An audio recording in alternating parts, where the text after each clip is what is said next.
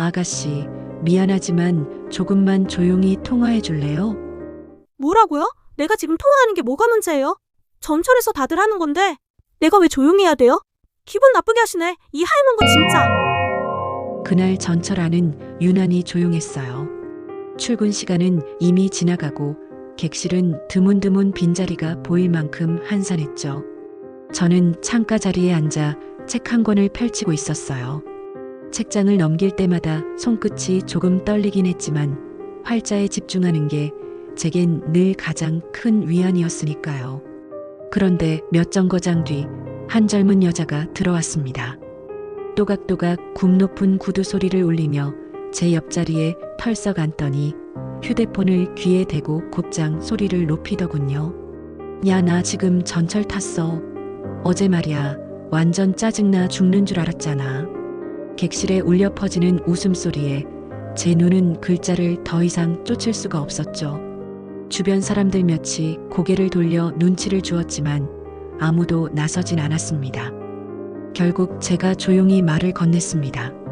아가씨, 미안하지만 조금만 조용히 통화해 줄래요? 제 말투는 차분했어요. 하지만 돌아온 대답은 뜻밖이었습니다. 뭐라고요? 내가 지금 통화하는 게 뭐가 문제예요?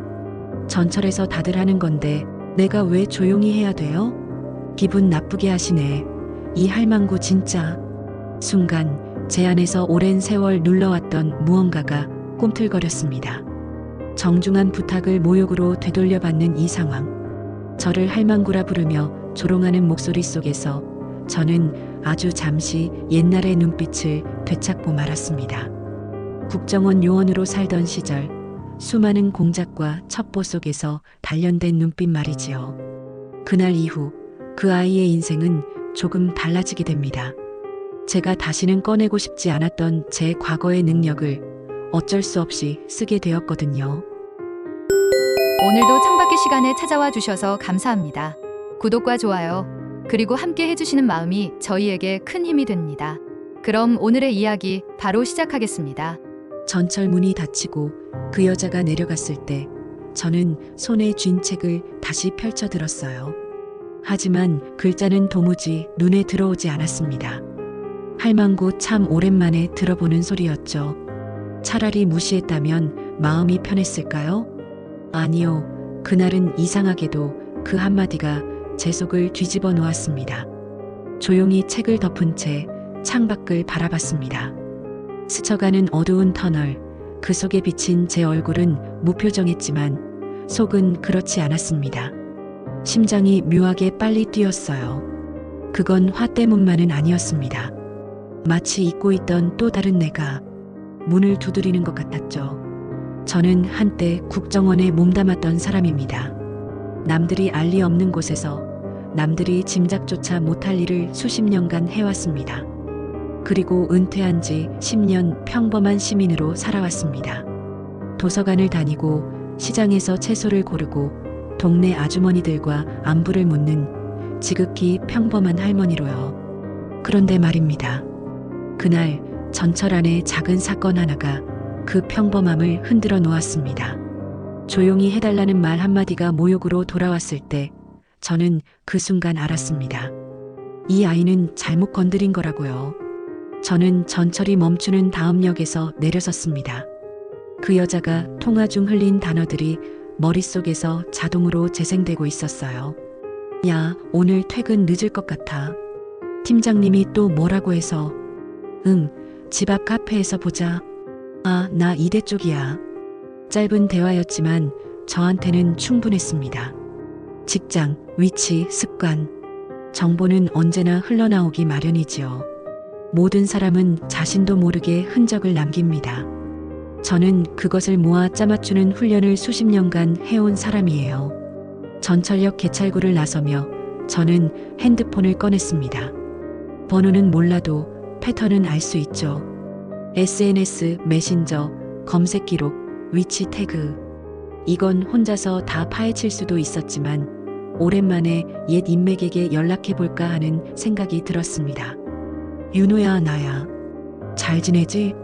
몇 년 만에 걸려온 제 전화에 수화기 너머로 잠시 당황한 기색이 묻어나왔습니다. 아, 명자 선배님? 웬일이세요? 갑자기 PC방 한다고 했지? 아직 기술 녹슬지 않았을 거라 믿어. 하나 부탁 좀 할게. 제 목소리는 차분했지만 오랜만에 느끼는 짜릿한 긴장감에 심장이 두근거렸습니다. 윤호는 제게 늘 믿음직한 후배였습니다. 국정원 시절 그는 젊은 나이에 해킹과 전산 조작으로 유명세를 탔죠.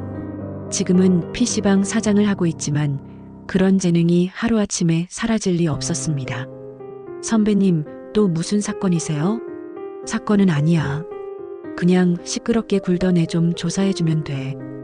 헉, 또 누구 잡으려는 거 아니죠? 농담처럼 던진 윤호의 말에 저는 웃음이 새어나왔습니다. 그냥 장난 같은 거야. 연락처, SNS 계정, 집 근처 CCTV 정도만 추려줘. 알겠습니다. 자료 정리되면 바로 보내드릴게요. 통화를 끊고 저는 지하철 출구 계단을 올랐습니다. 햇살은 따사로웠지만 제 속마음은 오랜만에 서늘해졌습니다. 평범한 일상 속에서 다시는 만나고 싶지 않았던 그 세계. 그 세계가 저를 불러내고 있었죠. 윤호는 약속대로 불과 몇 시간 만에 자료를 보내왔습니다. 선배님 역시 오랜만이라도 손맛은 그대로입니다. 이름은 박소연. 28세. 중소기업 마케팅팀 근무. 거주지는 이대 근처 원룸. SNS는 활발하게 하는 편이네요. 잔뜩 열려 있어서 따로 뚫을 것도 없었습니다. 휴대폰 화면을 스크롤하며 저는 무심히 그의 목소리를 들었습니다. 박소연. 그 이름을 속으로 여러 번 중얼거렸습니다. SNS 화면 속 그녀는 늘 환하게 웃고 있었지만 제겐 그것이 공허해 보였습니다. 사진 속의 소연은 친구들과 술잔을 들고 있거나 여행지에서 포즈를 취하거나 맛집 음식을 찍어 올리는 모습뿐이었습니다. 그리고 그 모든 것 사이사이에 놀랍도록 많은 흔적이 남아 있었습니다. 출근길, 전철, 노선, 카페, 단골, 좌석, 집 앞, 골목, 심지어 걸어다니는 시간대까지 그녀는 스스로를 감시하는 눈이 없다고 믿고 있었던 겁니다. 하지만 저는 다릅니다. 모든 정보는 결국 퍼즐 조각처럼 맞춰지게 되어 있죠. 저녁 무렵 저는 이대 근처로 향했습니다. 거리는 학생들과 직장인들로 북적였지만 제 발걸음은 느긋했습니다. 10년 동안 은퇴자의 삶을 살았지만 사람을 쫓는 감각은 전혀 녹슬지 않았습니다. 그녀의 원룸 건물은 생각보다 허술했습니다. 1층 편의점 옆 좁은 입구, CCTV는 달려 있었지만 가짜였습니다. 조금만 봐도 작동하지 않는 장비라는 걸 알 수 있었지요. 저는 일부러 바로 올라가지 않았습니다. 대신 근처 카페에 자리를 잡고 창가에서 그녀의 귀가 시간을 기다렸습니다. 책을 펼쳐놓고 차를 마셨지만 시선은 유리창 너머에 머물렀습니다. 밤 9시를 조금 넘긴 무렵 그녀가 나타났습니다. 휴대폰을 보며 걸어오는 모습은 낮 전철 안에서의 그녀와 다르지 않았습니다. 크게 웃고 손짓하며 주변을 전혀 의식하지 않는 태도. 저 아이는 세상에 자신을 감시하는 눈이 없다고 믿는구나. 저는 잠시 고개를 끄덕였습니다. 바로 그 자만이 제가 개입할 틈을 열어주는 법이지요. 다음 날 저는 시장 아주머니와 잠시 수다를 떨었습니다. 평범한 일상 속의 모습으로 저를 숨기기 위해서였죠. 명자 씨, 요즘 얼굴 좋아 보여. 도서관 계속 다니나 보네. 그럼요.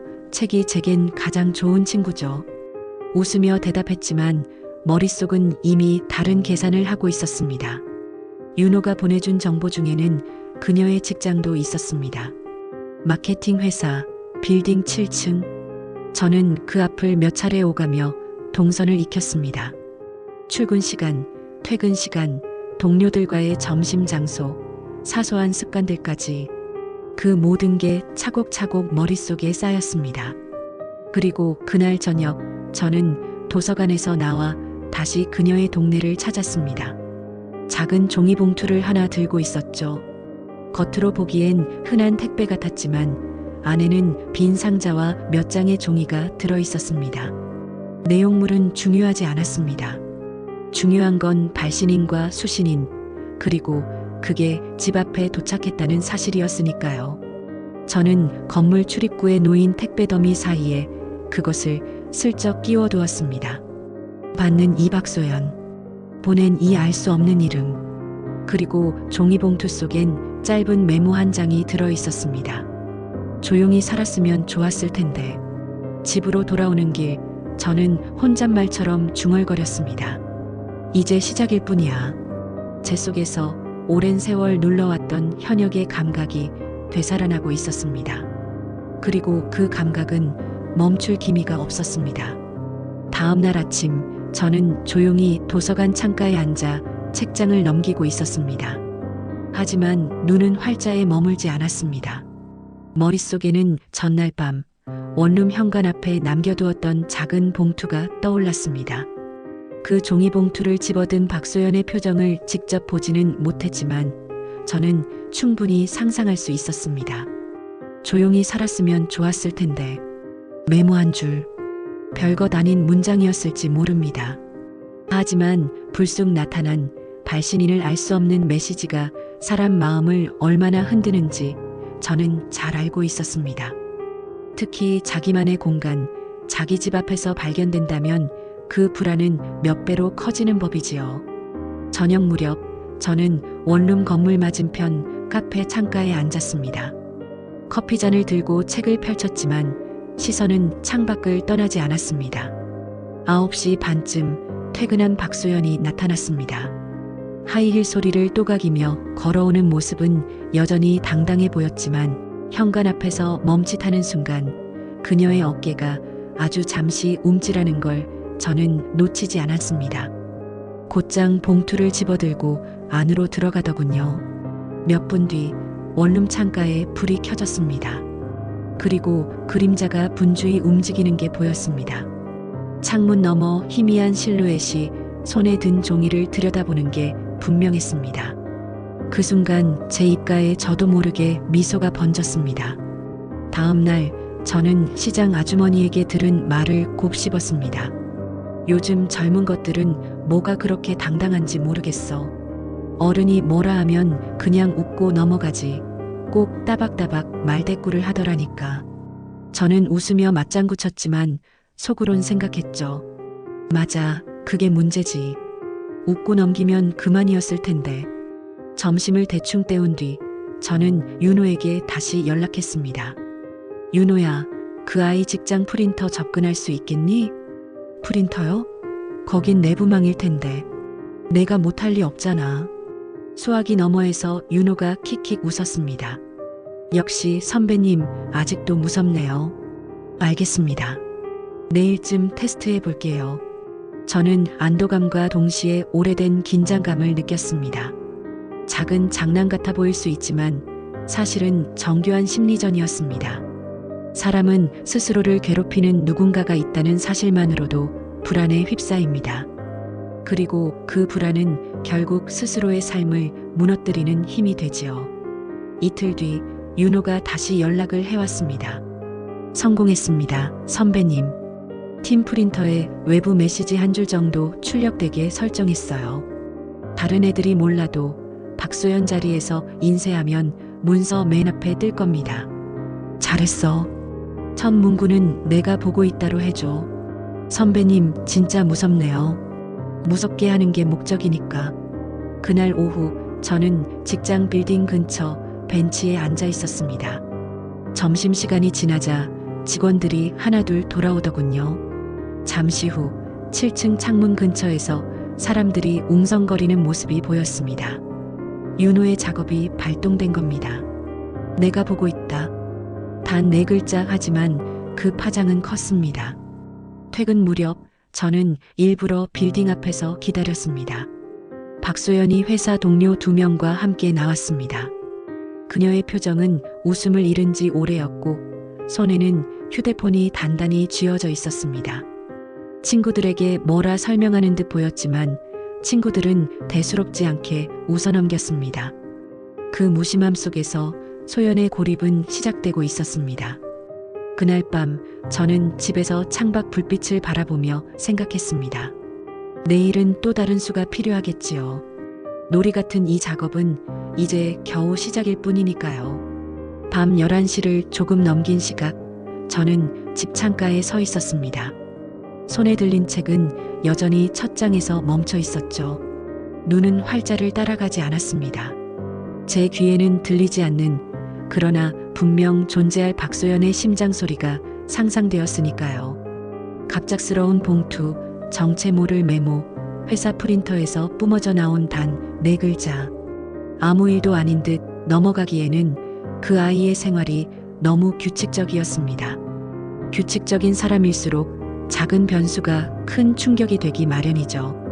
다음날 새벽 윤호에게서 메시지가 왔습니다. 선배님, 그녀 휴대폰 광고 피드에도 작업 걸어놨습니다. 특정 단어 검색하면 자동으로 조용히 살았으면 좋았을 텐데라고 광고가 뜨도록요. 저는 잠시 웃음을 흘렸습니다. 역시 아직 녹슬지 않았구나. 윤호는 대수롭지 않게 여겼지만 저는 이 작은 장치 하나가 얼마나 깊은 균열을 일으킬지 잘 알고 있었습니다. 그날 밤 저는 원룸 근처를 천천히 걸었습니다. 가로등 불빛이 드문드문 비치는 골목길, CCTV 카메라는 몇 대 있었지만 방향이 엉뚱하게 틀려 있었습니다. 저는 일부러 그 카메라 범위 안을 두어 번 지나쳤습니다. 짧게 고개를 들고 빛을 향해 스쳐가듯 시선을 던졌습니다. 아마 며칠 후 소연은 녹화 영상을 다시 보게 될 겁니다. 그때 스치듯 찍힌 제 실루엣이 그녀의 불안을 다시 뒤흔들겠지요. 이틀 뒤 윤호가 흥분한 목소리로 전화를 걸어왔습니다.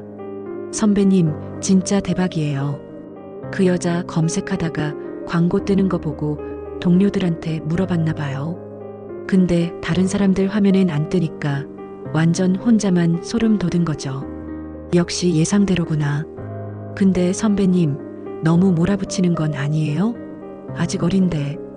윤호의 마지막 말에 저는 잠시 침묵했습니다. 그리고 조용히 대답했죠. 윤호야, 이건 벌이 아니야. 교훈이지. 그날 밤 저는 카메라 너머에서 또다시 그녀의 창을 지켜봤습니다. 창문 사이로 그녀가 불 꺼진 방 안을 서성거리는 모습이 어렴풋이 보였습니다. 휴대폰을 움켜쥔 손이 떨리고 있었고 몇 번이나 창문 커튼을 젖혔다가 다시 닫기를 반복했지요. 그 불안이 제겐 책보다도 흥미로운 읽을거리가 되었습니다. 저는 커튼을 젖혔다 닫기를 반복하는 그녀의 그림자를 지켜보며 생각했습니다. 균열은 이제 막 시작됐다. 저는 스스로에게도 묻듯 그렇게 중얼거렸습니다. 그리고 미소를 지었습니다. 박소연의 균열은 이제 막 시작됐을 뿐이었으니까요. 그날 이후 박소연은 완전히 달라져 있었습니다. 제가 처음 그녀를 보았던 전철 안의 당당한 모습은 사라지고 대신 어딘가 불안에 쫓기는 듯한 눈빛이 남아 있었습니다. 그녀는 여전히 휴대폰을 손에서 놓지 않았지만 이번엔 웃음을 터뜨리거나 큰 소리로 통화하지 않았습니다. 오히려 화면을 조심스레 훑으며 혹시라도 또 이상한 메시지가 뜨지 않을까 눈치를 보는 듯 했죠. 윤호가 보낸 짧은 보고에는 이렇게 적혀 있었습니다. 광고 피드, 여전히 정상 작동 중. 그녀, 최소 5번 이상 같은 단어 검색 계속 같은 메시지 노출. 주변 친구들에게 물어봤으나 본인만 해당됨 확인. 그 순간 저는 확신했습니다. 균열은 벌써 틀어졌다. 이제 작은 충격에도 금세 갈라질 테지. 며칠 뒤 저는 도서관에서 책을 빌린 후 다시 그녀의 직장 근처를 찾았습니다.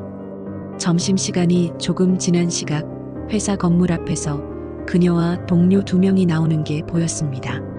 동료들은 평범하게 대화를 이어갔지만 그녀의 표정은 그늘져 있었습니다. 그리고 식당에서 자리를 잡자 저는 근처 다른 테이블에 앉아 그들의 대화를 엿들을 수 있었습니다. 소연아, 너 요즘 왜 그래? 피곤해 보여. 아니야, 그냥 잠을 좀 못 자서. 근데 너 말이야. 프린터에서 그거 이상한 장난 아니야?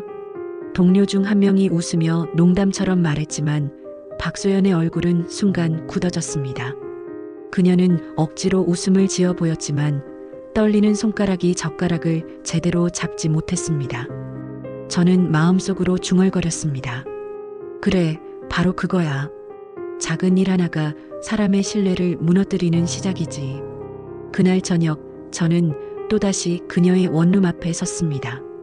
이번엔 아무것도 두지 않았습니다. 그저 지나가는 듯 천천히 건물을 바라봤을 뿐입니다. 그러나 몇 분 뒤 3층 창문 커튼이 살짝 움직이는 게 보였습니다.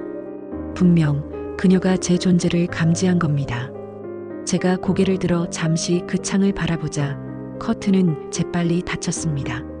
저는 천천히 발걸음을 돌리며 속으로 웃었습니다. 사실 저는 그날 CCTV가 작동하지 않는다는 걸 이미 확인했지요. 그러나 그녀는 달랐습니다. 머릿속에서 혹시 찍히지 않았을까라는 불안이 이미 커지고 있었을 테니까요. 밤이 깊어갈수록 그녀의 공포는 점점 짙어졌습니다. SNS에 올리던 사진은 줄어들었고 친구들과의 모임도 하나둘 취소했습니다. 저는 온라인 활동만으로도 그녀의 심리 변화를 읽을 수 있었습니다. 그녀가 하루 종일 휴대폰을 붙들고 있어도 예전처럼 즐겁게 글을 남기진 않았습니다. 대신 검색 기록에는 사이코패스 스토킹, 집 앞 봉투, 장난, 프린터 해킹 같은 단어들이 남아 있었죠. 윤호는 그 자료를 보내주며 말했습니다. 선배님, 이 정도면 벌써 반쯤은 걸려든 겁니다. 아니, 아직 시작에 불과해. 며칠 뒤 저는 일부러 같은 전철칸에 올라탔습니다. 처음 그녀를 만났던 바로 그 노선, 같은 시간대. 사람들은 많지 않았고 그녀는 창가 자리에 앉아 휴대폰만 들여다보고 있었습니다. 저는 멀찍이 떨어진 자리에 앉아 그녀를 지켜봤습니다. 그녀의 눈동자는 불안에 휩싸여 있었고 손가락은 화면 위에서 쉼없이 떨리고 있었습니다. 전철에서 내린 뒤 저는 일부러 그녀의 뒤를 멀찍이 따라갔습니다. 사람 많은 거리를 걷는 와중에도 그녀는 몇 번이고 뒤를 돌아봤습니다. 제가 시선을 마주칠 때마다 재빨리 고개를 돌렸지만 그 순간마다 어깨가 움찔하는 걸 분명히 확인할 수 있었습니다. 그 불안이 그녀의 걸음걸이를 무겁게 만들고 있었습니다. 원룸 앞에 도착한 그녀는 현관 비밀번호를 누르기 전에 다시 한번 주위를 살폈습니다. 저는 모퉁이에 서서 그 모습을 지켜봤습니다. 문이 닫히는 순간 그녀의 얼굴이 흘끗 제 쪽을 향했는데 짧지만 그 눈빛엔 분명히 두려움이 깃들어 있었습니다. 그날 밤 윤호가 보내온 자료에는 또 다른 흥미로운 흔적이 담겨 있었습니다. 선배님, 그녀가 인터넷 상담 게시판에 글을 올렸습니다. 누군가 나를 감시하는 것 같다. 집 앞에 이상한 봉투가 있었다. 회사에서 이상한 문구가 출력됐다. 닉네임은 바꿨지만 흔적은 확실합니다. 저는 화면을 보며 천천히 미소를 지었습니다. 좋아. 이제는 스스로 공포를 입 밖으로 꺼내기 시작했군. 사람은 두려움을 인정하는 순간 이미 반쯤 무너진 것이나 다름없습니다. 그리고 그 고백은 주변의 시선을 불러옵니다. 믿어주지 않는 시선, 비웃는 시선, 혹은 예민하다는 시선 말이지요. 며칠 뒤 저는 또다시 그녀의 직장을 찾았습니다. 이번에는 회사 안으로 들어갈 필요도 없었습니다. 그저 로비 소파에 앉아 신문을 읽는 척하면 충분했지요. 잠시 후 엘리베이터에서 내린 그녀가 보였습니다. 동료와 함께였지만 표정은 잔뜩 굳어 있었습니다. 옆에 있던 동료가 뭐라 웃으며 말했지만 그녀는 곧장 휴대폰을 확인하며 불안한 눈빛을 감추지 못했습니다. 그 순간 제 머릿속에 또 하나의 방법이 스쳤습니다. 그녀의 주변 사람들을 통해 더 압박하면 어떨까? 직접 손대지 않고 동료나 친구들이 자연스럽게 그녀를 이상한 사람 취급하도록 만드는 것. 그건 언제나 가장 잔혹하면서도 안전한 방식이었습니다. 집으로 돌아오는 길, 저는 혼잣말처럼 중얼거렸습니다. 이 아이 언제까지 버틸 수 있을까? 그리고 웃음이 흘렀습니다. 벌써 박소연의 삶은 삐걱대고 있었으니까요. 친구들과의 대화 속에서, 직장 동료와의 점심자리에서, 심지어 자기 집 문 앞에서조차 안전해야 할 공간이 모두 흔들리고 있다면 사람은 어디로 도망칠 수 있을까요? 그날 밤 저는 책상 위에 작은 메모를 남겼습니다. 세 번째 단계 주변인을 통한 고립. 종이에 꾹꾹 눌러 쓴 글씨를 바라보며 오랜만에 심장이 뜨겁게 뛰는 것을 느꼈습니다. 은퇴 후 10년 동안 잊고 지냈던 긴장감, 그 묘한 흥분이 다시 살아나는 듯 했습니다. 며칠 뒤 윤호가 또 자료를 보내왔습니다. 선배님, 그녀 회사 메신저 대화 일부를 확보했습니다. 동료들이 벌써 수군대고 있어요. 화면 속에는 짧은 대화가 오갔습니다. 소연이 요즘 이상하지 않아? 응, 괜히 예민한 척하는 것 같아. 그냥 장난 아니야? 나도 그 생각했어. 뭐 누가 일부러 그러겠어? 걔가 피곤해서 헛것 보는 거겠지. 저는 화면을 보며 천천히 고개를 끄덕였습니다. 좋아, 이제 주변에서 신뢰가 무너지기 시작했군. 사람은 혼자 공포를 느낄 땐 견딜 수 있습니다. 하지만 그 공포를 다른 이들에게 말했을 때 돌아오는 게 비웃음이라면 그때부터는 고립이 시작됩니다. 저는 오래된 주소록을 꺼냈습니다. 그중 한 이름에 눈길이 멈췄습니다. 강력계에 있는 옛 후배 정우. 그는 여전히 경찰 신분으로 살아가고 있었고 제가 은퇴한 이후에도 몇 번 연락을 주고받던 사이였습니다. 정우야, 나 명자다. 선배님? 정말 오랜만이네요. 무슨 일 있으십니까? 별일은 아니고 혹시 CCTV 몇 개만 확인해 줄 수 있겠니? 공식 건은 아니고 그냥 개인적인 부탁이야. 정우는 잠시 망설이더니 한숨을 내쉬었습니다. 선배님, 제가 선배님 부탁을 어떻게 거절하겠습니까? 다만 올해는 안 됩니다. 딱 며칠치만. 그 정도면 충분하다. 저는 그렇게 또 다른 퍼즐 조각을 손에 넣었습니다. 이제 소연의 일상은 제가 원하면 언제든 들여다볼 수 있게 된 셈이었지요. 그 주 금요일 소연은 친구들과 약속이 있었던 듯 했습니다. 강남의 한 술집에서 그녀가 앉아 있는 모습을 CCTV 기록으로 확인할 수 있었지요. 저는 일부러 그 근처를 지나가며 창가 쪽 테이블에 눈길을 주었습니다. 짧은 순간 그녀와 제 시선이 마주쳤습니다. 저는 아무렇지 않게 지나쳤지만 그녀의 얼굴이 순식간에 하얗게 질리는 걸 잊을 수 없었습니다. 나중에 윤호가 알려준 온라인 대화 기록에는 이런 글이 남아 있었습니다. 얘들아, 나 오늘 또 봤어. 그 할머니 분명히 나를 따라오는 것 같아. 하지만 그 글에 달린 댓글은 차가웠습니다. 소연아, 너무 예민한 거 아니야? 술 좀 줄여. 그래서 헛것 보이는 거야. 저는 창가에 앉아 책장을 넘기며 속으로 생각했습니다. 이제는 내 개입이 아니라 내 주변이 널 무너뜨리고 있지 않니? 저는 술집 창가에 비친 그녀의 얼굴을 떠올렸습니다.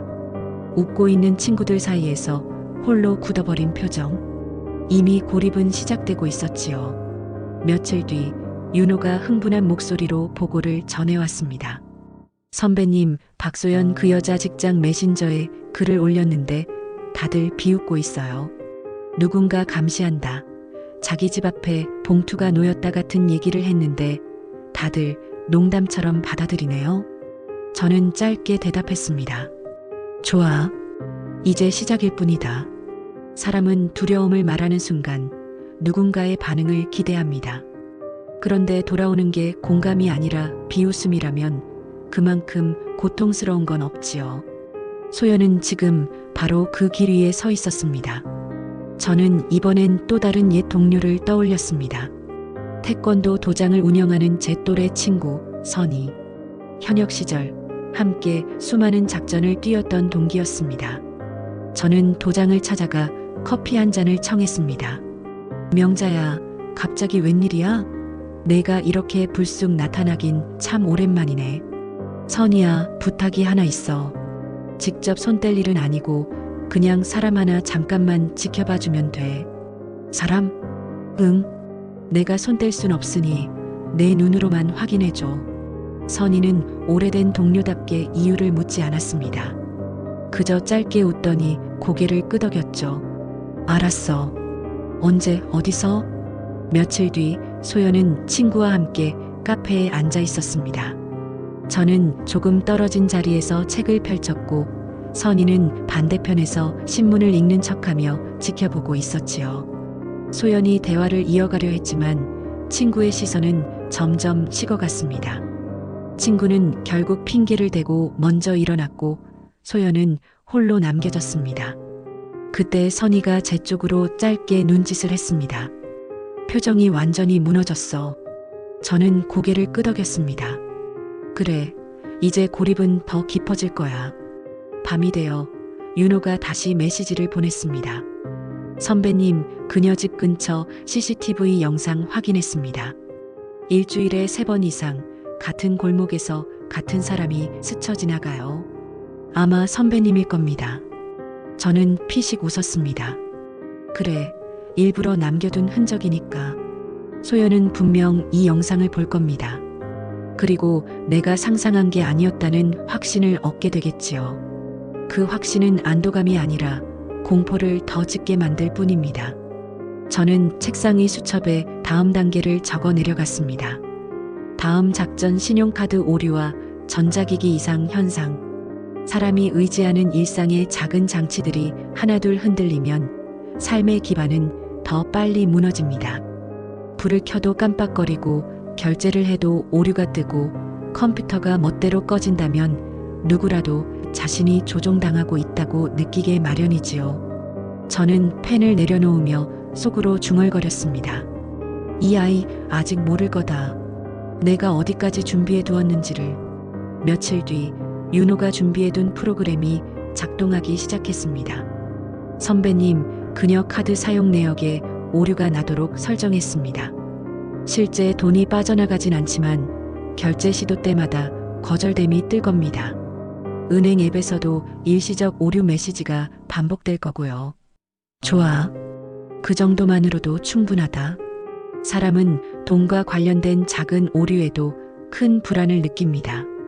특히 신용카드처럼 일상적으로 사용하는 도구에서 반복된다면 생활 전반이 흔들리지요. 그날 저녁 저는 일부러 그녀의 퇴근길을 따라붙었습니다. 편의점에서 음료수를 계산하려던 그녀의 표정이 갑자기 굳는 걸 저는 창밖에서 보았습니다. 점원이 난감한 얼굴로 말했죠. 고객님, 결제가 안 되는데요?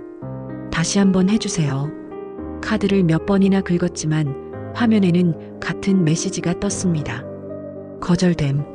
결국 그녀는 현금을 꺼내 들었지만 얼굴은 이미 창백하게 질려 있었습니다. 저는 커피를 홀짝이며 속으로 중얼거렸습니다. 좋아. 이제 그녀는 집으로 돌아가서 은행 앱을 켜겠지. 그리고 또 오류 메시지를 보게 될 거야. 이틀 뒤 윤호가 전해온 또 다른 보고가 도착했습니다. 선배님, 그녀 노트북에 프로그램 심어놨습니다. 일정 시간마다 자동으로 꺼지게 해놨어요. 원인은 찾기 힘들 겁니다. 잘했다. 저는 그녀의 원룸 근처 카페에 앉아 있었습니다.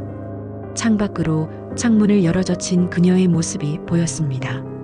노트북 앞에서 분주히 손을 움직이다가 갑자기 화면이 꺼지자 그녀는 머리를 감싸쥐었습니다. 몇 분 뒤 전원을 다시 켰지만 다시 꺼졌습니다. 그녀는 급기야 책상을 내리치며 휴대폰으로 전화를 걸기 시작했습니다. 아마 회사 동료에게 하소연하는 모양이었지요. 그러나 그 순간에도 그녀는 전혀 깨닫지 못하고 있었습니다. 창밖 몇 미터 떨어진 자리에서 책을 펼쳐든 제가 조용히 그 모습을 지켜보고 있다는 사실을요. 저는 창밖에서 그녀를 지켜보며 생각했습니다. 두 손으로 머리를 감싼 채 울상이 된 얼굴, 반복되는 오류의 분노와 공포가 섞인 표정. 그녀는 이미 누군가가 자신을 조종하고 있다는 결론에 다다르고 있었지요. 밤이 깊어갈수록 그녀의 방 안에서 들려오는 소리가 창문 너머로 새어나왔습니다. 휴대폰 진동음, 서랍을 여닫는 소리, 그리고 간간히 들리는 신음 같은 한숨. 저는 카페 유리창에 비친 제 모습 뒤로 그녀의 어지러운 그림자가 겹쳐지는 걸 보며 속으로 중얼거렸습니다. 균열은 이제 확실해졌다. 윤호가 다시 메시지를 보냈습니다. 선배님, 카드 오류 때문에 오늘 그녀가 은행 창구까지 직접 갔습니다.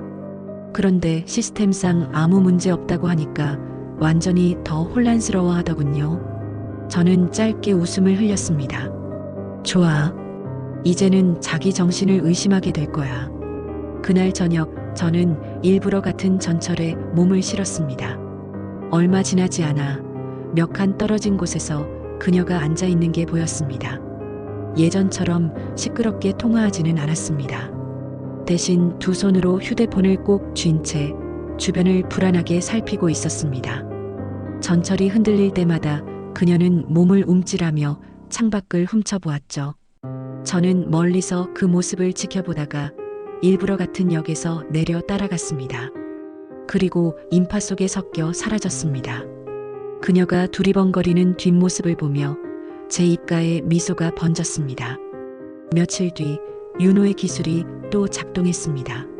선배님, 이번엔 그녀 휴대폰에서 무작위 알람이 울리게 설정했습니다.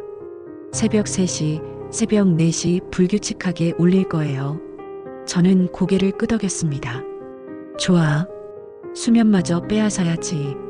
그날 새벽 저는 일부러 원룸 근처를 걸었습니다. 조용한 골목 안에서 갑자기 그녀 방 창문불이 켜졌습니다. 그리고 커튼 사이로 보이는 실루엣이 허둥지둥 휴대폰을 뒤적이고 있었습니다. 다시 불이 꺼지자 저는 한참 동안 그 창을 바라보다 천천히 발걸음을 돌렸습니다. 그녀의 피로는 금세 눈에 띄기 시작했습니다. 출근길에 마주친 그녀의 어깨는 늘어진 채로 축 처져 있었고 발걸음은 무겁게 질질 끌리듯 내려앉았습니다. 머리카락도 정리되지 않았고 얼굴엔 화장조차 옅게 발라져 있었습니다. 전철 안거울에 비친 그녀의 얼굴은 이미 예전의 당당함과는 거리가 멀었습니다. 저는 속으로 중얼거렸습니다. 만약 매일 사용하던 도구들이 하나둘 말을 듣지 않고 심지어 잠까지 빼앗긴다면 언제쯤 무너질 것 같으십니까? 그리고 제 시선을 거울 너머 그녀의 눈빛에 맞추었습니다. 그녀는 제 존재를 알아차린 듯 순간 몸을 움찔하며 시선을 피했습니다. 그날 밤 저는 집으로 돌아와 수첩을 펼쳤습니다. 다음 단계 사회적 붕괴 가속, 동료와 가족관계 차단. 저는 펜을 내려놓으며 천천히 웃음을 지었습니다. 아직 끝나지 않았습니다. 아니, 이제부터가 진짜 시작이었으니까요. 그 주 월요일 아침 윤호가 제게 짧은 메시지를 보냈습니다. 선배님, 그녀 회사 이메일 계정에 가벼운 오류 심어놨습니다. 회의 자료가 꼬여서 다른 문서로 치환될 겁니다. 저는 화면을 보며 고개를 끄덕였습니다. 좋아. 업무에서 작은 실수 하나만 나와도 신뢰는 금세 무너지지. 그날 오후 저는 회사 근처 카페에 앉아 있었습니다. 창가 자리에서 빌딩을 올려다보는 것만으로도 충분했습니다. 잠시 후 창문 너머로 분주한 사무실 그림자가 보였고 곧 윤호의 메시지가 도착했습니다. 회의 중 그녀가 발표한 자료 완전히 뒤죽박죽 됐습니다. 팀장 눈치 보는 중 저는 커피잔을 들어 천천히 돌렸습니다. 이제 직장 내 신뢰도 무너지는군. 그날 저녁 회사 건물 앞에서 그녀를 보았습니다. 같은 팀 동료로 보이는 사람들이 우르르 나오는데 그녀만 홀로 뒤따라 나왔습니다. 주변인들의 웃음과 대화 소리는 분명 들렸지만 그녀는 그 속에 끼지 못했습니다. 휴대폰을 쥔 손이 불안하게 떨렸고 표정은 이미 초조와 분노가 뒤섞여 있었습니다. 며칠 뒤 저는 또 다른 동료 선희와 다시 만났습니다. 명자야, 그 여자 얼굴이 완전히 망가졌더라. 점심시간에 회사 앞에서 마주쳤는데 나랑 눈이 마주치자마자 고개를 숙였어. 그래, 잘하고 있는 거지. 근데 명자야, 너 이 정도까지 해야 해? 선희의 물음에 저는 잠시 커피잔을 내려놓았습니다. 선희야, 내가 지금 하는 건 단순한 복수가 아니야. 교훈을 주는 거야. 젊은 게 배운 게 없으면 세상은 더 잔인하게 가르치거든. 선희는 더 묻지 않았습니다. 다만 한숨 섞인 웃음을 흘리며 말했죠. 역시 너답다. 며칠 뒤 윤호가 또 전화를 걸었습니다. 선배님, 그녀 회사 메신저 기록 추가로 확보했습니다. 팀장까지도 불신하는 분위기네요. 좋아. 이제 그녀는 회사에서도 설 자리를 잃게 될 거야. 저는 메모장에 짧게 기록했습니다. 6단계 사회적 고립 완성. 다음 감정 폭발 유도. 며칠 뒤 윤호가 다시 연락을 해왔습니다. 선배님, 오늘 회의 중에 박소연이 또 실수했답니다. 자료가 꼬여서 고객사 앞에서 체면을 완전히 구겼다고 하네요. 팀장이 크게 화냈습니다. 저는 짧게 대답했습니다. 좋아. 이제 직장 내 입지는 끝났겠군. 저녁 무렵 저는 빌딩 근처 벤치에 앉아 있었습니다. 비 내린 뒤에 공기가 서늘했지만 제 눈은 그녀의 발걸음을 놓치지 않았습니다. 그녀는 동료들보다 한참 늦게 건물을 나왔습니다. 손에 들린 가방은 무겁게 늘어져 있었고 표정은 잔뜩 굳어 있었습니다. 동료 2명이 지나가며 짧게 수군거렸습니다. 요즘 소연이 왜 저래? 몰라, 좀 무서워졌어. 그 짧은 대화가 그녀에게는 비수처럼 꽂혔을 겁니다. 그날 밤 저는 또다시 그녀의 온라인 기록을 확인했습니다. 회사에서 따돌림, 직장 내 괴롭힘, 이직 방법 같은 검색어들이 연이어 남아 있었습니다. 저는 짧게 웃음을 흘렸습니다. 그래, 도망칠 구멍을 찾는군. 하지만 아직은 도망치게 둘 순 없지. 다음 날 선희가 전화를 걸어왔습니다. 명자야, 그 여자 오늘 도장에서 봤어. 아이를 데리러 온 학부모랑 부딪혔는데 괜히 소리를 지르더라. 얼굴이 완전히 일그러져 있었어. 벌써 흔들리기 시작했군. 명자야, 이 정도면 된 거 아니야? 더하면 진짜 무너질 것 같은데. 저는 한참 동안 대답하지 않았습니다.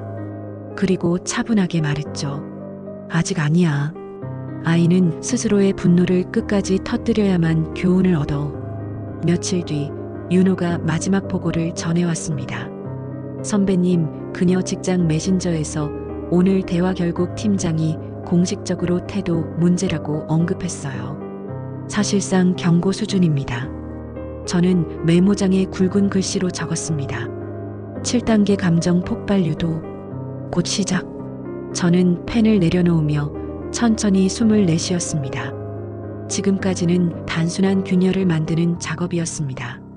그러나 이제는 폭발의 순간을 기다리는 일만 남았지요. 그 순간 박소연은 스스로 제 앞에 무릎 꿇게 될 겁니다. 며칠 뒤 윤호가 내게 보고를 보냈습니다. 선배님, 드디어 터졌습니다. 회의 중에 박소연이 팀장에게 반말을 했다고 합니다.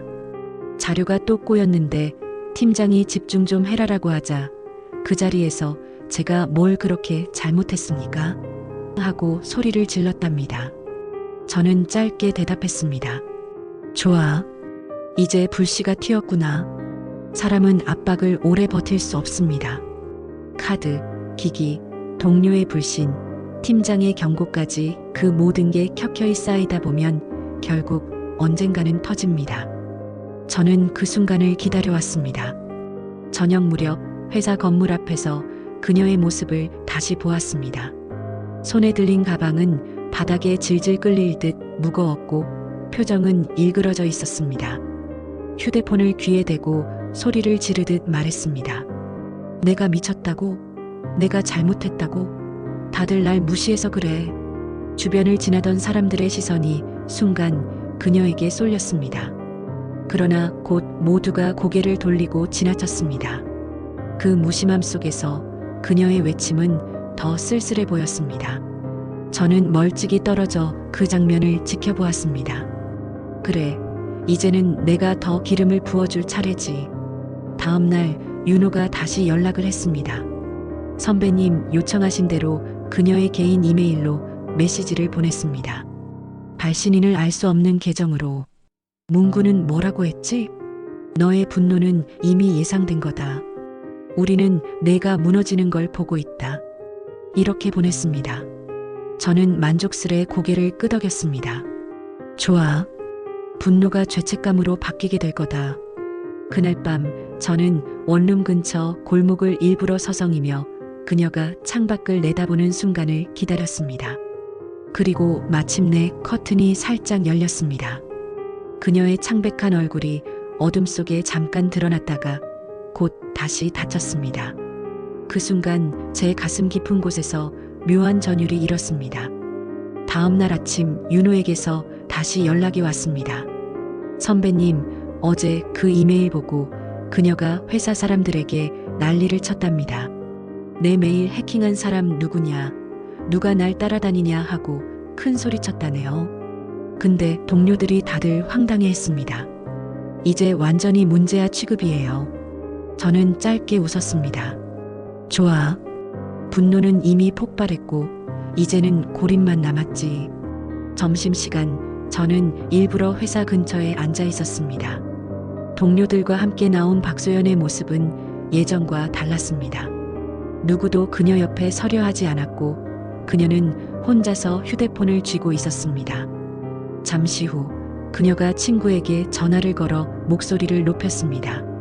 내가 왜 내 얘기를 안 믿어줘? 진짜라니까? 봉투도 메일도 다 사실이야. 그러나 친구의 대답은 들리지 않았습니다. 다만 그녀가 갑자기 얼굴을 일그러뜨리며 전화를 끊는 걸 보았지요. 그 순간 주변 동료들이 서로 눈빛을 주고받으며 씩 웃는 모습도 저는 놓치지 않았습니다. 그녀는 혼자가 되어가고 있었습니다. 그리고 그것은 제가 의도한 시나리오의 한 조각이었습니다. 저녁 무렵 윤호가 내게 추가 보고를 보냈습니다. 그녀 집 앞 CCTV, 오늘은 또 다른 상황이 포착됐습니다. 퇴근하고 들어가면서 갑자기 울음을 터뜨리더군요. 길가에서 몇 분 동안 울다가 겨우 문을 열고 들어갔습니다. 저는 그 문장을 읽으며 잠시 눈을 감았습니다. 그래, 이제 무너지고 있구나. 분노가 눈물로 바뀌었다는 건 이미 균형을 잃었다는 뜻이야. 그날 밤 저는 수첩을 펼쳐 다음 단계를 적었습니다. 8단계 외부 세계와 단절, 인간관계 완전 붕괴 유도, 그리고 펜을 내려놓으며 속으로 다짐했습니다. 이제 그녀가 자발적으로 나를 찾아오게 만들어야 한다. 그것이 진정한 굴복이지. 하지만 마음 한켠에서는 오래된 기억이 고개를 들었습니다. 현역 시절 저와 함께했던 수많은 인물들. 누구는 무너져 다시는 일어서지 못했고 또 누구는 끝내 나를 원망하며 사라졌습니다. 나는 그때마다 이건 교훈이라고 스스로를 위로했지만 사실 그것은 복수와 크게 다르지 않았습니다. 저는 잠시 창밖을 바라보았습니다. 어두운 하늘 아래 불빛이 깜빡이는 도시. 그 속에서 여전히 젊고 당당해야 할 그녀가 이렇게 무너져가는 모습을 바라보며 이상한 감정이 스쳤습니다. 연민이라고 해야 할까요? 하지만 곧 고개를 저었습니다. 아니야. 아직은 끝나지 않았다. 감정에 휘둘리면 안 돼. 저는 책상 위 작은 포스트잇을 집어들었습니다. 감정 폭발 후 완전한 고립. 마지막 단계의 시작. 그리고 그것을 수첩에 붙이며 스스로를 다잡았습니다. 며칠이 지나자 윤호의 목소리는 더욱 차분해져 있었습니다. 선배님, 그녀 결국 병가를 냈습니다. 회사에선 멘탈이 나갔다는 얘기가 돌고 있어요. 동료들도 연락을 잘 안 받는다네요. 저는 커피잔을 내려놓으며 고개를 끄덕였습니다. 좋아. 사회적 고립은 이미 시작된 거야. 저는 선의를 다시 불러냈습니다. 우리는 오래된 도장 옆 카페에서 마주 앉았습니다. 명자야, 그 여자는 이제 완전히 혼자가 된 것 같아. 오늘 아침에도 도장 근처를 서성거리다가 그냥 돌아갔어. 누군가와 대화하고 싶어하는 표정이었는데 결국 아무도 붙잡지 못했어. 그래, 그게 목적이니까. 근데 명자야, 넌 후회 안 하니?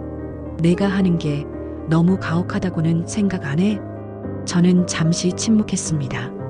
그리고 차분하게 대답했죠. 선이야, 이건 교훈을 주는 거야. 작은 무례라도 그 대가가 얼마나 큰지 반드시 알게 해야 해. 그렇지 않으면 같은 일이 반복돼. 선이는 더 묻지 않았습니다.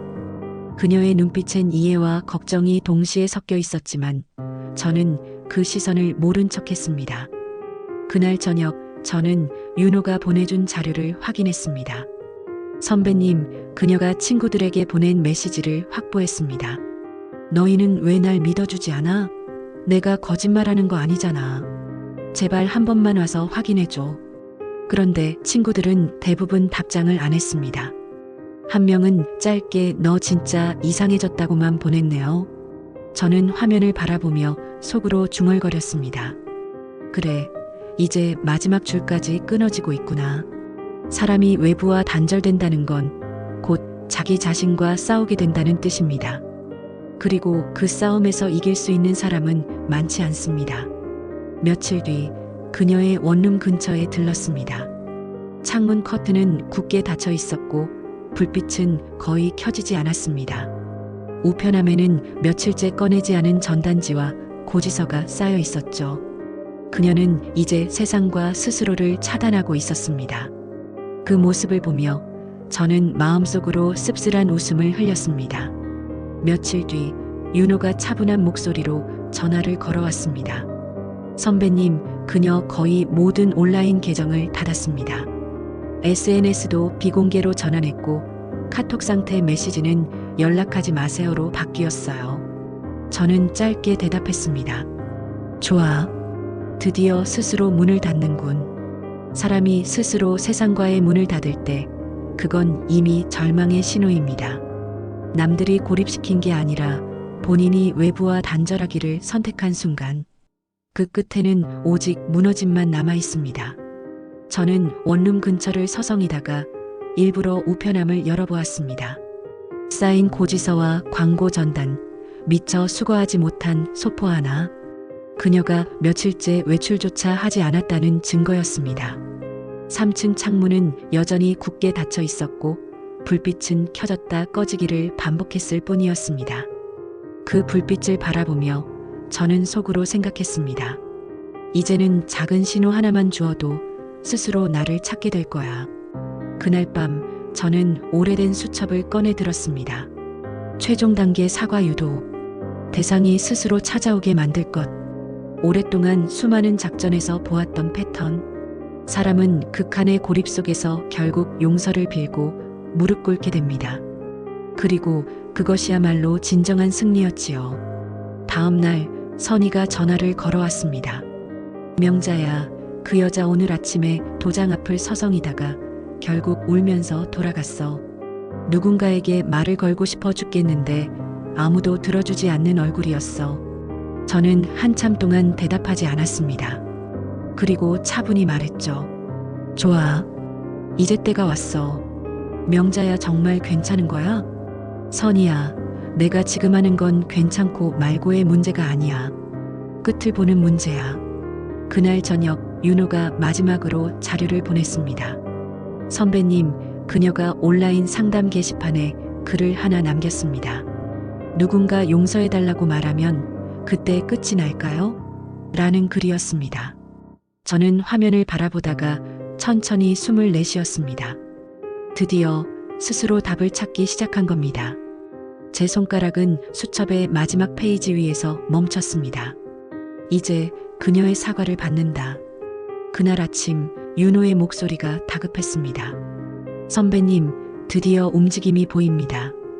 박소연, 오늘 새벽에 검색 기록 남겼습니다. 전철 할머니 사과하고 싶다. 어디에 가면 만날 수 있을까? 같은 검색어예요. 저는 천천히 눈을 감았습니다. 그래, 드디어 나를 찾기 시작했구나. 오후 저는 일부러 같은 전철 노선에 몸을 실었습니다. 몇 정거장 뒤 익숙한 얼굴이 눈에 들어왔습니다. 창백한 얼굴, 초췌한 눈빛, 그리고 두리번거리는 시선. 박소연이었습니다. 그녀는 자리에 앉자마자 주위를 살피며 마치 누군가를 찾는 듯 눈을 굴렸습니다. 저는 객실 반대편에서 조용히 책을 펼쳐 들었습니다. 그녀의 시선이 몇 차례 제 쪽으로 스치고 지나갔습니다. 순간 저는 짧게 시선을 들어 그녀와 눈을 마주쳤습니다. 그리고 아무렇지 않게 다시 책으로 시선을 돌렸습니다. 그녀의 손이 잠시 떨리는 걸 저는 놓치지 않았습니다. 며칠 뒤 선희가 내게 전화를 걸었습니다. 명자야, 그 여자 요즘 계속 내 얘기를 한다더라. 혹시 그 할머니를 다시 볼 수 있을까? 내가 잘못한 걸까 하면서 계속 중얼거린대. 저는 짧게 대답했습니다. 좋아. 이제 거의 다 왔어. 근데 명자야, 넌 정말 마지막에 뭘 할 생각이야? 사과를 받는 거지. 단순하지만 그것만으로 충분해. 선희는 한숨을 내쉬었습니다. 넌 참 변하지 않았구나. 그날 밤 윤호가 또 보고를 보냈습니다. 선배님, 그녀 온라인 글 보셨습니까? 다시 만나면 무릎 꿇고라도 사과하고 싶다는 글입니다. 닉네임은 바꿨지만 흔적은 명확해요. 저는 화면을 한참 동안 바라보다가 천천히 속으로 중얼거렸습니다. 좋아. 이제 끝이 보인다. 다음 날 저는 일부러 그녀가 자주 가던 카페에 들렀습니다. 책을 펼쳐 들고 앉아 있는데 잠시 뒤 문이 열리며 그녀가 들어왔습니다. 머뭇거리며 카운터에서 음료를 고르던 그녀는 자리에 앉자마자 주위를 훑었습니다. 그리고 제 모습을 보자 몸이 순간 굳어졌습니다. 컵을 쥔 손이 덜덜 떨렸고 눈빛은 불안과 두려움 그리고 희미한 안도감으로 흔들리고 있었습니다. 저는 고개를 들어 그녀와 짧게 눈을 마주쳤습니다. 그 순간 그녀의 눈가가 젖어들기 시작했습니다. 카페에서의 짧은 마주침 이후 저는 서둘러 자리를 뜨지 않았습니다. 다만 책장을 천천히 넘기며 시간을 끌었죠. 몇 분 뒤 박소연은 의자에서 몸을 일으켰습니다. 하지만 문을 나서지 않고 제자리 쪽으로 두 걸음 다가왔습니다. 입술이 떨렸고 손에 쥔 종이컵이 흔들렸습니다. 그녀는 끝내 말을 꺼내지 못한 채 다시 뒤돌아 나가버렸습니다. 저는 그 뒷모습을 보며 미소를 지었습니다. 그래, 아직은 준비가 안 됐군. 하지만 곧 올 것이다. 그날 밤 윤호가 자료를 보내왔습니다. 선배님, 그녀 휴대폰 녹음 파일 하나 확보했습니다. 혼잣말을 남긴 것 같아요. 들어보실래요? 저는 이어폰을 꽂았습니다. 낮은 울음 섞인 목소리가 흘러나왔습니다. 제발 그 할머니를 다시 만나고 싶어. 잘못했다고 말하고 싶어. 제발 한 번만 기회를 주세요. 저는 눈을 감고 한참 동안 그 목소리를 들었습니다. 그리고 속으로 중얼거렸습니다. 이제 사과는 확실히 준비됐구나. 며칠 뒤 선희가 내게 전화를 걸어왔습니다. 명자야, 그 여자 도장 앞까지 와서 나한테 물었어. 혹시 그 할머니 연락처 아세요? 라고. 저는 잠시 침묵했습니다. 뭐라고 대답했니? 당연히 모른다고 했지. 근데 울먹이더라.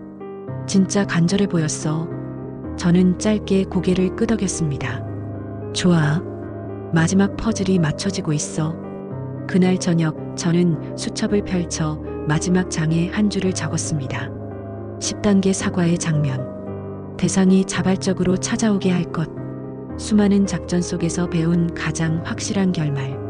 누군가가 스스로 무릎 꿇는 순간 그건 완벽한 승리였으니까요. 밤늦게 저는 창밖 어둠 속에 서 있었습니다.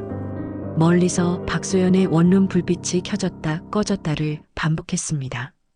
그녀는 창가에 서서 휴대폰을 붙들고 있었고 몇 번이나 걸려오는 듯한 동작을 취하다가 멈췄습니다. 마치 제 번호를 알고 있는 듯, 그러나 눌러도 되나 망설이는 듯한 모습. 저는 그 장면을 바라보며 속으로 속삭였습니다. 저는 창가에 선 그녀의 망설임을 바라보며 생각했습니다. 사과라는 건 결국 용기가 아니라 두려움의 무게에 짓눌려 터져나오는 절규일지도 모른다. 그리고 천천히 뒷걸음을 치며 어둠 속으로 몸을 감췄습니다. 이제 모든 것이 준비됐습니다. 아침 공기는 서늘했습니다. 저는 일부러 같은 전철에 몸을 실었습니다. 오늘이 바로 그날일 거라는 예감이 있었습니다. 문이 열리고 박소연이 들어왔습니다. 눈 밑은 검게 파였고 어깨는 잔뜩 움츠러들어 있었습니다. 그녀는 자리에 앉자마자 객실을 두리번거렸습니다. 그리고 제 모습을 발견하자 눈이 크게 흔들렸습니다. 잠시 망설이던 그녀가 천천히 제 쪽으로 걸어왔습니다. 손에 쥔 가방은 덜덜 떨리고 있었고 입술은 이미 울음기 섞인 듯 흔들렸습니다. 그녀는 제 앞에 서더니 낮게 속삭였습니다. 저 할머니 그때 정말 죄송했습니다. 전철의 소음이 순간 멀어지는 듯 했습니다. 그녀의 목소리는 떨렸고 눈동자에는 두려움과 후회의 흔적이 가득했습니다. 저는 천천히 고개를 들어 그녀를 바라보았습니다. 앉아요. 저는 빈자리를 가리켰습니다. 그녀는 머뭇거리다가 자리에 앉았습니다. 두 손은 무릎 위에서 꼼짝도 하지 못했습니다. 숨소리조차 들릴 정도로 그녀는 긴장해 있었습니다. 사람이 말을 할 땐 처음과 끝이 중요합니다. 제 목소리는 차분했지만 그녀의 어깨는 크게 움찔했습니다. 그날 당신이 한 말은 기억합니까? 그녀는 고개를 떨구며 중얼거렸습니다. 네, 제가 소리 질렀어요. 잘못했어요. 맞습니다. 어른에게 무례를 저지른 겁니다. 당신이 아무리 젊어도 그것은 용서받기 힘든 일이었어요. 그녀의 눈가가 다시 젖어들었습니다. 저는 잠시 침묵하다가 창밖으로 스쳐 지나가는 풍경을 바라봤습니다. 그리고 저는 다시 그녀 쪽으로 시선을 돌렸습니다. 중요한 건 지금입니다. 진심을 보이세요. 박소연은 제 앞에서 더는 고개를 들지 못했습니다. 손끝이 무릎 위에서 덜덜 떨렸고 숨소리는 점점 가빠졌습니다. 제가 너무 어리석었어요. 그때 왜 그렇게 말했는지 지금 생각하면 너무 부끄럽고 무례했어요. 제발 용서해 주세요. 그녀의 목소리는 점점 작아졌습니다. 전철의 진동 소리 속에서 울음이 섞인 그 음성만이 흐릿하게 남아 있었습니다. 저는 천천히 그녀를 바라보았습니다. 사람은 누구나 실수합니다. 하지만 그 실수를 인정하지 않는 게 진짜 잘못이지요. 제 말에 그녀의 어깨가 크게 흔들렸습니다. 당신은 늦었지만 지금 이렇게 말하고 있잖아요. 그것만으로도 절반은 된 겁니다. 그녀는 두 손으로 얼굴을 감싸며 울음을 터뜨렸습니다. 주변 사람들의 시선이 짧게 머물렀다가 흩어졌습니다. 저는 그 모든 것을 조용히 지켜보았습니다. 잠시 침묵이 흘렀습니다. 저는 창밖으로 스쳐 지나가는 풍경을 바라보다가 차분히 입을 열었습니다. 이제부터는 똑바로 살아야 합니다. 작은 무례가 얼마나 큰 파장을 일으키는지 몸으로 배웠으니 잊지 마세요. 그녀는 고개를 끄덕이며 흐느꼈습니다. 네, 다시는 그런 일 없을 거예요. 정말 죄송합니다. 그 순간 저는 제 안에서도 묘한 울림을 느꼈습니다. 분노가 서서히 가라앉고 오랜만에 묘한 안도감이 찾아왔습니다. 그러나 동시에 이 모든 과정을 지켜본 제 내면은 냉정했습니다. 이것이 끝일까? 아니면 또 다른 시작일까? 전철은 다음 역에 도착했습니다. 문이 열리고 사람들의 발걸음이 분주히 오갔습니다. 저는 천천히 자리에서 일어나 그녀를 바라봤습니다. 오늘의 이 순간을 기억하세요. 앞으로 당신이 살아가는 모든 날에 이 장면이 따라다닐 겁니다.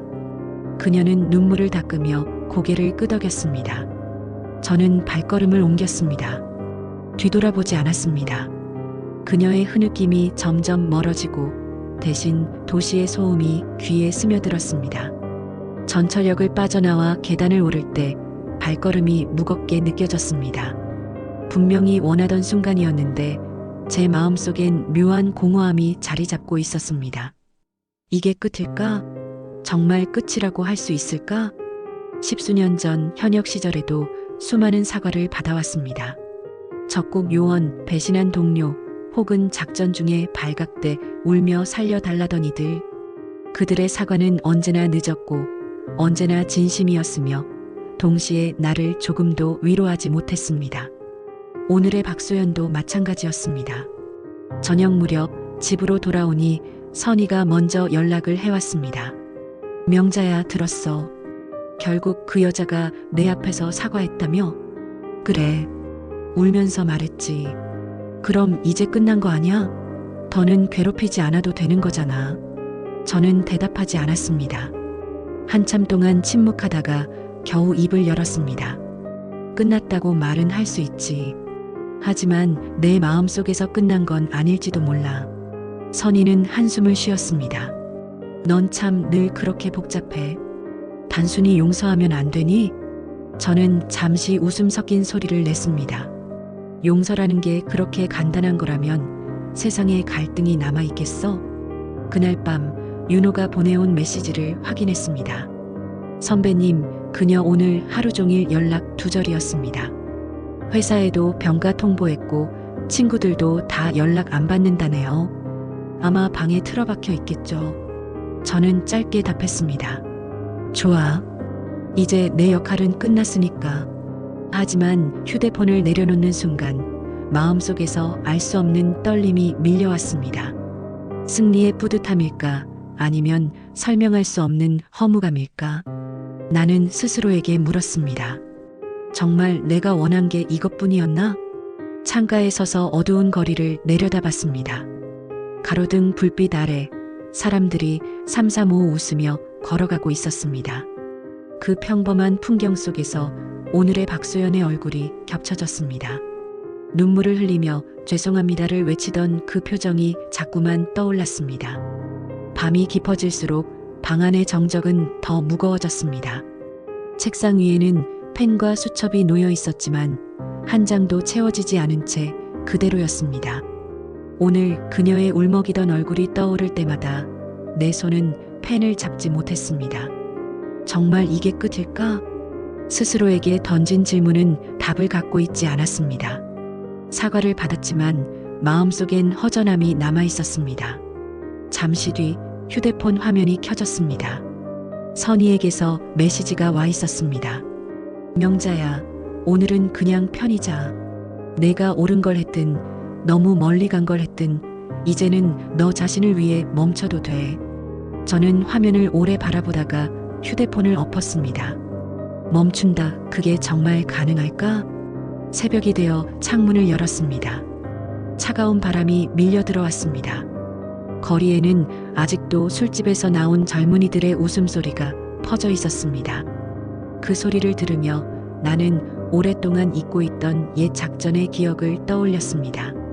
적국의 요원을 끝까지 몰아붙였을 때 그가 결국 무릎 꿇고 사과했지만 나는 그 자리에서 아무런 해방감도 느끼지 못했습니다. 그리고 오늘의 박소연 역시 마찬가지였습니다. 나는 거울 앞에 섰습니다. 주름진 얼굴, 세월이 새겨놓은 흔적들, 그리고 여전히 날카로운 눈빛. 나는 왜 이토록 끝을 보려고만 하는 걸까? 그 질문이 내 마음속을 파고들었습니다. 그 순간 또 다른 생각이 스쳤습니다. 혹시 진짜로 필요한 건 그녀의 사과가 아니라 내 안의 분노를 내려놓는 용기 아닐까? 나는 수첩 마지막 장을 펼쳤습니다. 거기엔 굵은 글씨로 이렇게 적혀 있었습니다. 최종 단계 사과의 장면. 대상이 자발적으로 찾아오게 할 것. 그리고 그 밑에 작은 글씨로 새겨 넣었습니다. 마지막은 내가 선택한다. 그리고 눈을 감았습니다. 내일 마지막 결정을 내리게 될 것을 직감하면서 아침 햇살이 창문을 타고 방 안으로 들어왔습니다. 밤새 뒤척였던 탓인지 몸은 무겁고 눈꺼풀은 부어 있었습니다. 어제 수첩에 적어둔 마지막 문장이 떠올랐습니다. 마지막은 내가 선택한다. 주방에서 커피를 내리며 나는 스스로에게 물었습니다. 정말 무엇을 선택해야 하는 걸까? 복수를 끝내는 것일까? 아니면 또 다른 시작을 여는 것일까? 선희가 아침 일찍 전화를 걸어왔습니다. 명자야, 잘 잤어? 그냥 그렇지 뭐. 오늘은 아무것도 하지 말고 그냥 쉬어. 너 이제 다 끝났잖아. 나는 짧게 웃음을 흘렸습니다. 끝났다고?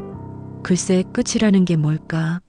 사과를 받았으니 다 잊으라는 건가? 아니면 내가 느낀 분노까지 덮으라는 건가?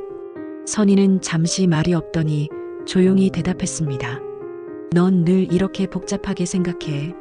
하지만 어쩌면 이제는 단순해져야 하는지도 몰라. 통화를 마친 뒤 나는 집 밖으로 나섰습니다.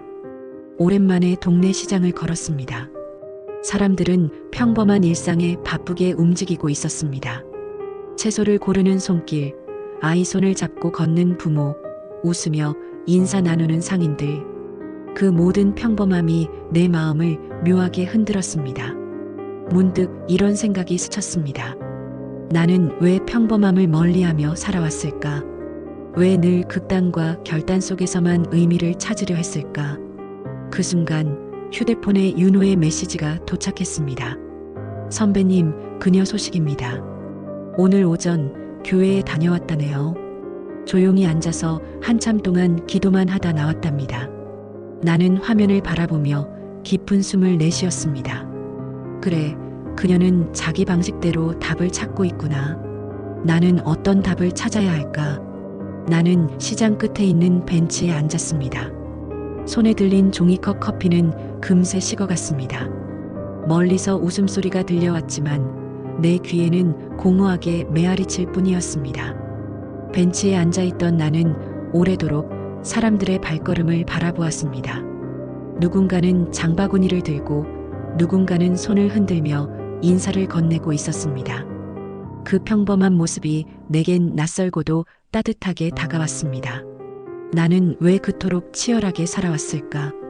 현역 시절부터 지금까지 나는 늘 상대를 무너뜨리고 사과를 받아내고 끝을 보아야만 안도할 수 있었다. 하지만 지금 내 앞에 남은 건 공허함 뿐이었다. 그때 휴대폰에 메시지가 또 울렸습니다. 이번엔 낯선 번호였습니다. 조심스럽게 열어보니 짧은 문장이 적혀 있었습니다. 정말 죄송했습니다. 살아가는 동안 2번 다시 같은 잘못을 하지 않겠습니다. 감사합니다. 보내온 사람은 박소연이었습니다. 나는 한참 동안 화면을 바라보다가 조용히 휴대폰을 닫았습니다. 사과는 이미 받았다. 그녀의 눈물 속에서, 그리고 이 문자 속에서 남은 건 내 선택뿐이었다. 나는 집으로 돌아와 수첩을 펼쳤습니다. 마지막 장에는 이렇게 적혀 있었습니다. 마지막은 내가 선택한다. 나는 펜을 들어 그 아래에 새로운 문장을 남겼습니다. 용서란 상대를 위한 것이 아니라 나를 위한 것이다. 그 순간 묘한 무게가 가슴에서 벗겨져 내려갔습니다. 오랫동안 짓누르던 분노가 서서히 사라지고 대신 고요한 평화가 밀려왔습니다. 창밖을 보니 저녁 햇살이 길게 들이우고 있었습니다. 나는 미소를 지으며 커튼을 닫았습니다. 그래, 이제 됐다. 이제는 놓아줄 때다. 사람이 진정으로 강해지는 건 상대를 꺾었을 때가 아니라 자신을 다스렸을 때라는 걸 이제야 깨닫게 되었습니다. 지금까지 창밖의 시간이었습니다. 오늘 이야기가 마음에 닿았다면 구독과 좋아요로 다음 이야기를 함께 해주세요. 언제나 건강하시고 다음 시간에 다시 찾아뵙겠습니다.